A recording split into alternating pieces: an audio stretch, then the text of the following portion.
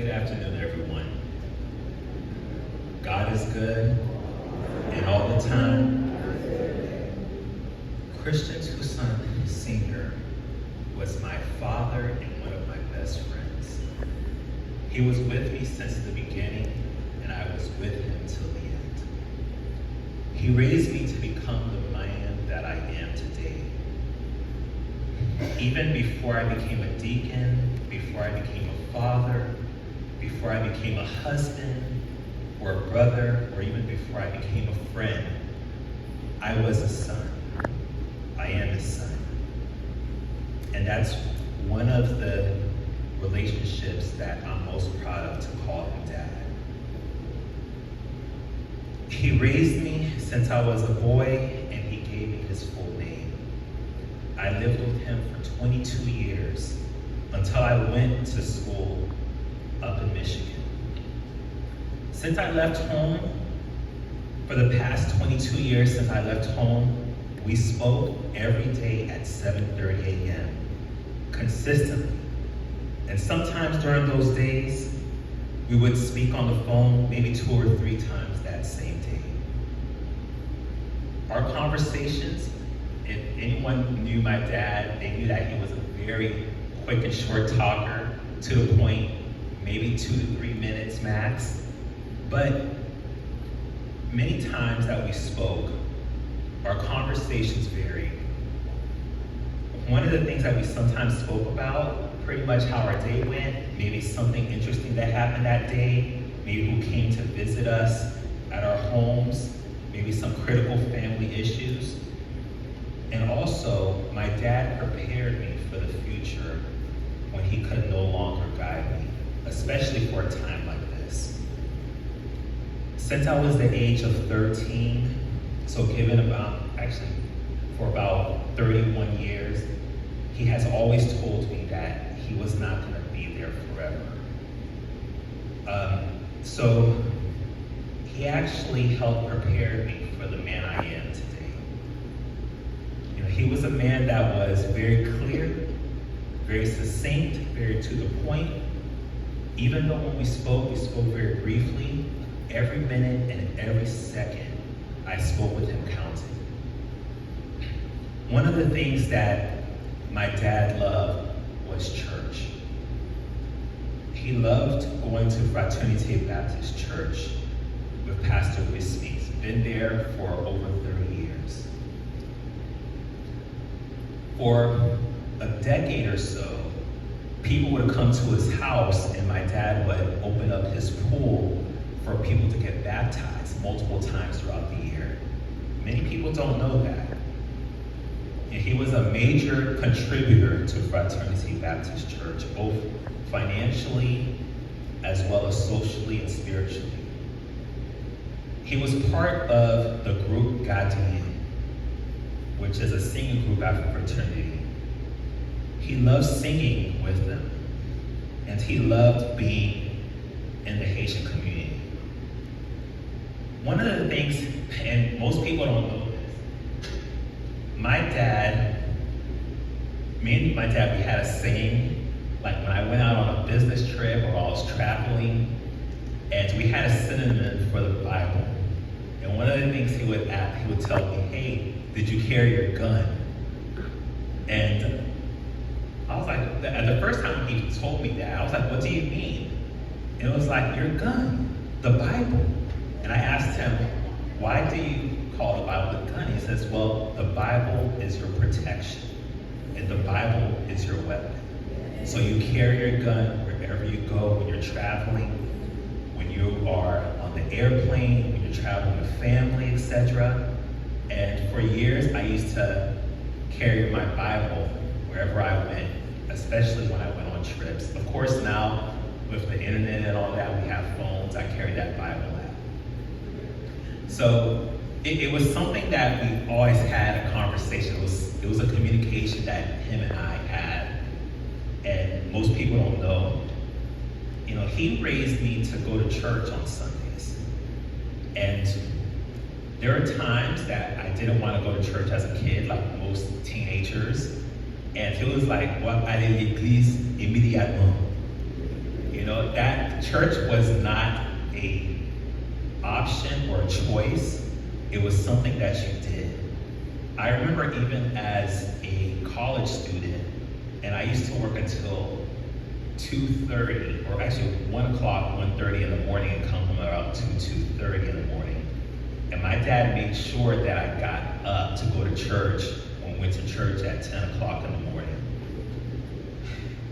So he raised me to guide me in the spiritual path that I am today, which eventually led me to an ordained deacon. My dad has been an entrepreneur for many years in the Haitian community.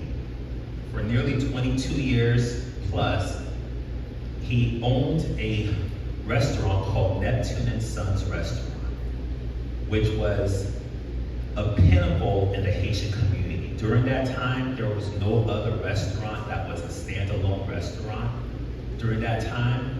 And from then, he mentored many people that own restaurants till this day, like Piment Bouc, who you might know on the radio, Billy Zell, and many others that he has mentored that have their restaurants today.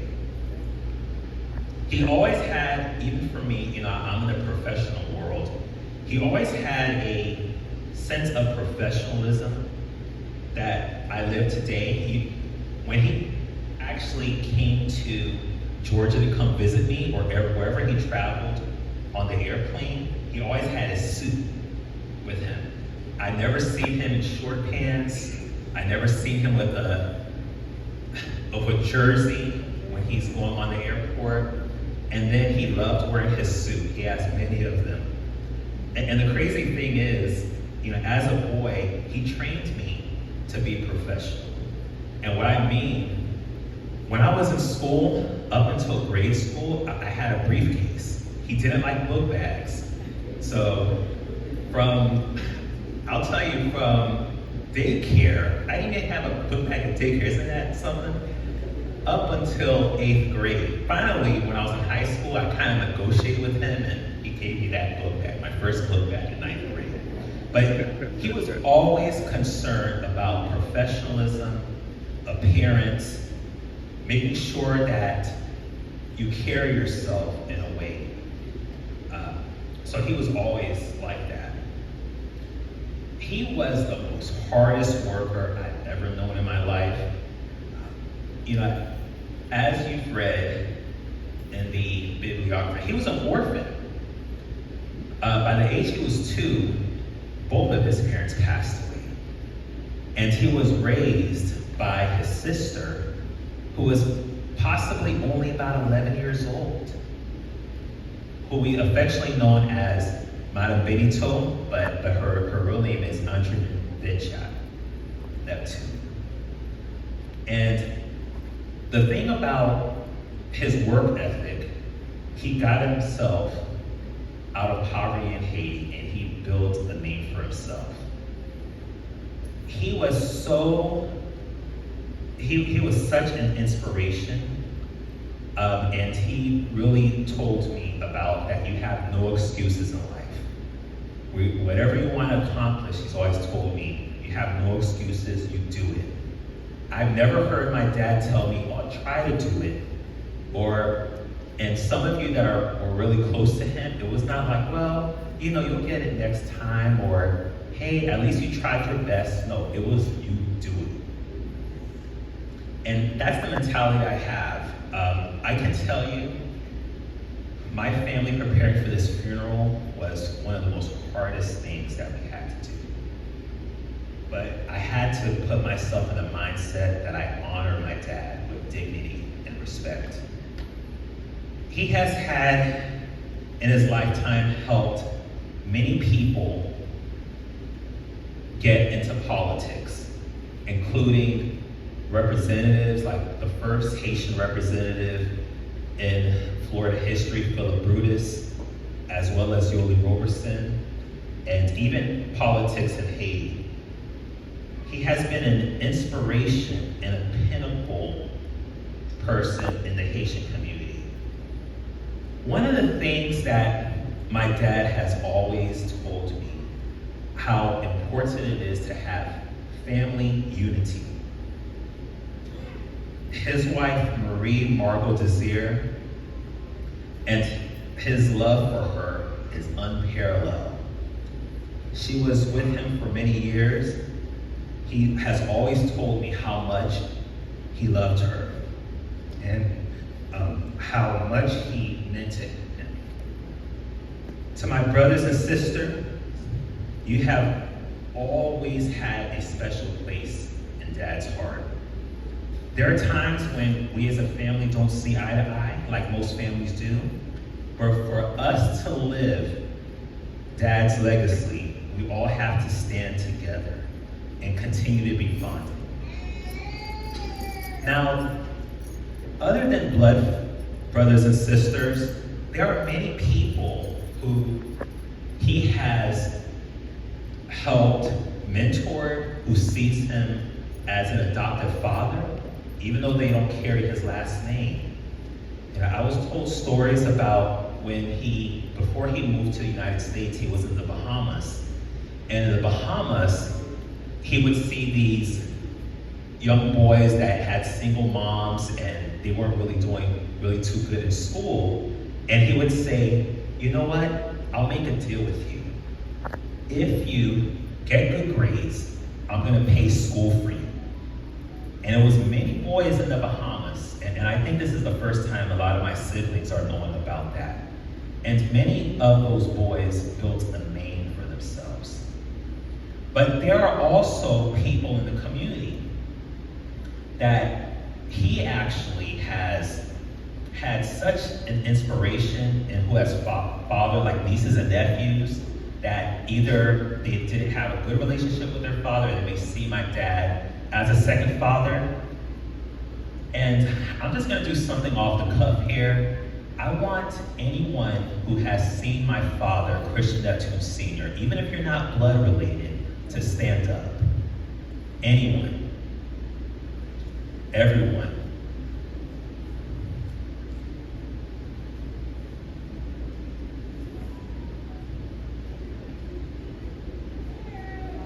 What's that?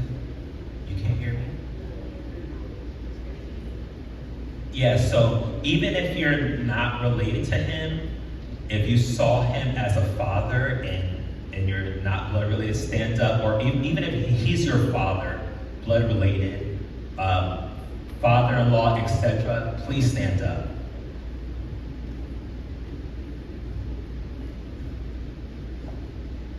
Now look around you at all the lives he has affected.